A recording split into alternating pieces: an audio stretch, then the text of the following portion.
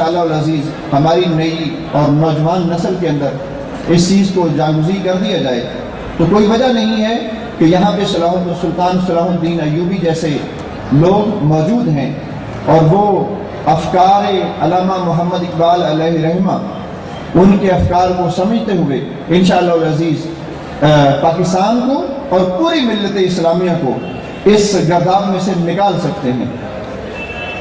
علامہ محمد اقبال رحمۃ اللہ علیہ ایک ایسی شخصیت جس کے بارے میں محترم زاہد حامد صاحب بہت زیادہ ڈسکس ماشاءاللہ کرتے رہتے ہیں اور اس کی ضرورت ہے کیونکہ وہ پرسنالٹی ہی ایسی ہیں کہ جنہوں نے جب کہ مسلمانوں کا ایک دور غلامی چل رہا تھا اس وقت اپنی شاعری کے ذریعے اور اپنے افکار کے ذریعے ایک ایسی سوچ اور فکر کی طرف مسلمانوں کو کی راہبری کی کہ اگر اس وقت کے مسلمان اس کو صحیح طریقے سے سمجھ جاتے تو ایک دن کے لیے بھی انگریز جو ہیں وہ بر صغیر پاک و ہند میں نہ رہ سکتے، اور اگر انگریز سمجھ جاتے ان کے افکار کو کہ یہ شخص تو مسلمانوں کو بغاوت کی طرف ابھار رہا ہے، یہ تو ہمیں یہاں سے نکالنے کی طرف ابھار رہا ہے، تو شاید وہ ان کے لیے بڑی کوئی سخت قسم کی سزا کا تعین کرتے۔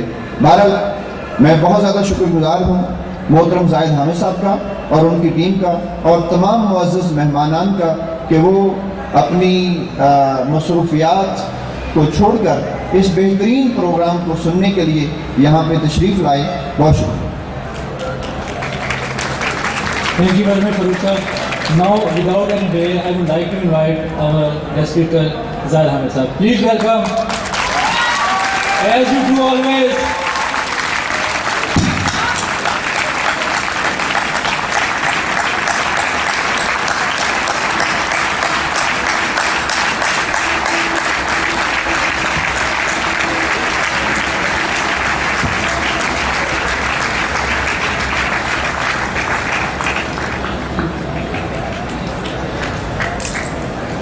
اعوذ باللہ من الشیطان الرجیم بسم اللہ الرحمن الرحیم اللہم صلی وسلم وبارک علی سیدنا محمد وعلی آلہ وصحبہ وسلم رب اشرح لی صدری ویسر لی امری واحلل عقدۃ من لسانی یفقہوا قولی۔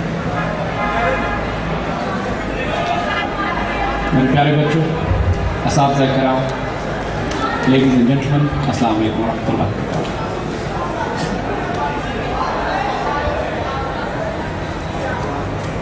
ہم سے یہ سوال اکثر کیا جاتا ہے کہ پاکستان کا مستقبل کیا ہے، اور یقین کیجئے کہ ہم اس شاندار مستقبل کی تصویر الفاظ میں نہیں کھینچ سکتے ہیں جو اللہ تعالیٰ نے خوش نصیبی اس پاکستان کے لیے لکھی ہوئی ہے۔ وہ اتنی حیرت انگیز ہے، اتنی ناقابل بیان ہے، اتنی ناقابل یقین ہے کہ اس کو بیان کرنے والوں کو اکثر دیوانہ کہا گیا ہے۔ جب اللہ کے بندے اللہ کے بتائے ہوئے رازوں کو کھول دیتے ہیں تو اپنے وقت کے جاہل انہیں دیوانہ ہی کہتے ہیں۔ جب ایک اللہ کے فقیر اور درویش نے 1930 میں یہ اعلان کیا کہ ہم اس بر اعظم میں حصہ نکال کر ایک سلطنت، ایک سرزمین مسلمانوں کی قائم کریں گے، تو اس وقت بھی بہت سے لوگ اس پر صرف ہنستے تھے۔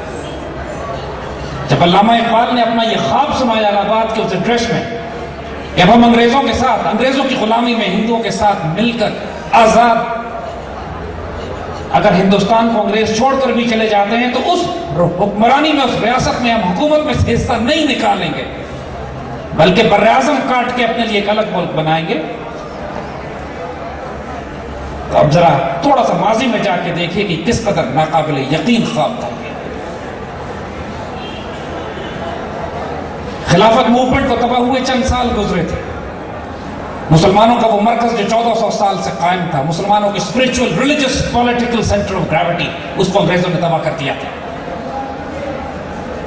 پہلی جنگ عظیم کے بعد جب خلافت عثمانیہ کے حصے بکھرے کیے تو اس سے زیادہ تاریخ دور امت مسلمہ پر کبھی نہیں آیا تھا۔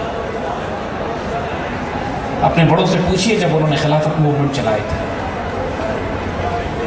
جب انہوں نے اپنا دل، جگر، جان سب کچھ قربان کر دیا تھا خلافت کو احیا کرنے پر، انگریزوں کے خلاف ایک کے بعد ایک بغاوت کی تحریکیں پیدا ہو رہی تھی. کبھی ترک موالات تھا کہ انگریزوں کے سارے خطابات واپس کر دو, کبھی ہجرت تحریک تھی, کبھی ہجرت کر کے افغانستان چلے جاؤ, کبھی تصادم کا راستہ اختیار کیا گیا, کبھی خلافت موومنٹ چلائی گئی. لیکن یہ تمام جب چند سالوں کے اندر ہی ناکام ہوتے چلے گئے, اس وقت مسلمانوں کی مایوسی کا اندازہ کیجیے. جب مسدس حالی میں حالی روتے ہیں لٹرلی اللہ کے رسول صلی اللہ علیہ وسلم کے آگے درخواست پیش کر کے, اے خاصائے خاصان رسول وقت دعا ہے, امت پہ تری عجب وقت پڑا ہے.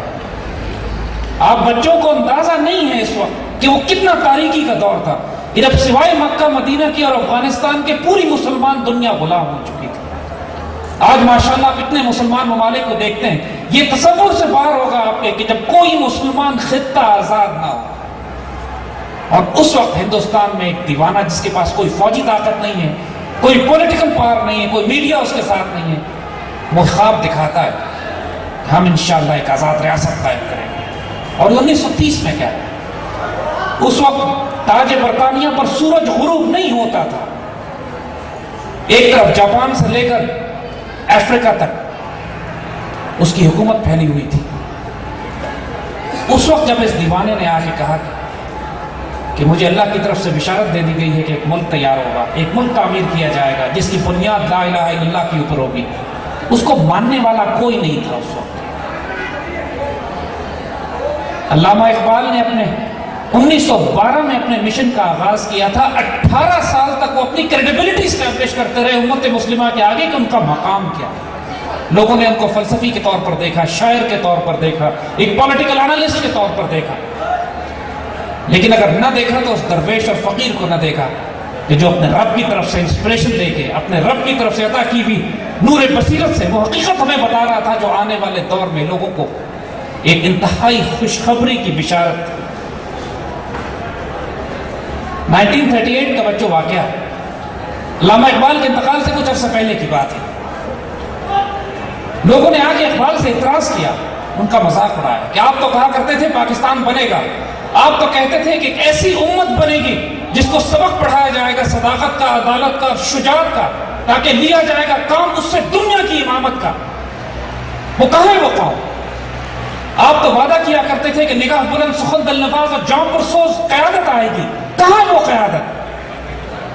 آپ تو وعدہ کیا کرتے تھے کہ خدا بندے سے خود پوچھے گا پتا تیری رضا کیا ہے. کہاں ہے وہ وعدہ, کہاں ہے وہ رضا؟ کہاں اللہ نے پوچھا ہم سے کہ بتاؤ اپنی رضا کہاں؟ آپ تو وعدہ کیا کرتے تھے کہ ایک اسلامی مملکت کا قیام وجود میں آئے گا. آپ نے کیوں جھوٹ بولا ہم سے؟ 1938 یاد رکھیے, اقبال کے انتقال سے کچھ عرصہ پہلے کی یہ بات ہے. اب اقبال بھی جلال میں آ گئے. وہ راز جو بہت عرصے سے وہ اپنے سینوں میں چھپائے ہوئے تھے, جس کی اپنے فقیر, اپنے درویش ہونے کو جس کو وہ ظاہر نہیں کرتے تھے, حالانکہ اپنی شاعری میں اشارے کر گئے تھے. جب وہ تقریریں کرتے تھے تو محفلیں روتی تھی. لوگوں نے پوچھا اقبال سے کہ آپ کے اندر کون بولتا ہے؟ یہ شاعر اور فلسفی کی آواز نہیں ہے, یہ کس کی آواز ہے جو ہمارے دلوں کو ہلا دیتی ہے؟ تو اس پر اقبال نے بھی اپنا راز تھوڑا سا دیا. کہتے ہیں نکلی تو لب اقبال سے.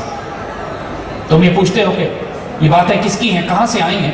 نکلی تو لب اقبال سے, پر جانے کس کی ہے یہ صدا. پیغام سکون پہنچا بھی گئی, دل محفل کا تڑپا بھی گئی.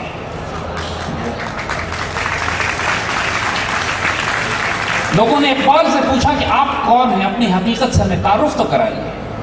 آپ کے اللہ کی طرف سے خوشخبریاں اور بشارت دینے والے فقیر اور درویش اور قلندر ہیں. یہاں بھی اقبال چھپا گئے اپنے آپ کو. نکلی تو لب اقبال. اقبال بھی اقبال سے آگاہ نہیں ہے, اقبال بھی اقبال سے آگاہ نہیں ہے. کچھ اس میں تمسخر نہیں, واللہ نہیں. میں مذاق نہیں کر رہا, واللہ میں خود نہیں جانتا کہ اللہ مجھ سے کیا کام لینا چاہتا. تو 1938 میں جب لوگوں نے اعتراض کیا اقبال پر کہ کہاں گئے وعدے آپ کے, تو پھر اقبال نے ایک شعر میں اس کا جواب دیا. اور ذرا حوصلے سے سنیے گا, ایک فقیر کی بشارت اس میں.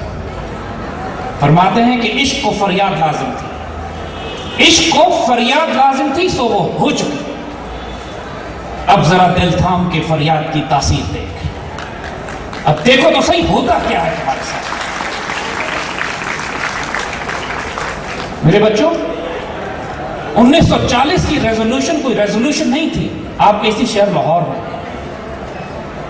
یہ اقبال کے اس شعر کی تصدیق تھی کہ خودی کو کر بلند اتنا کہ ہر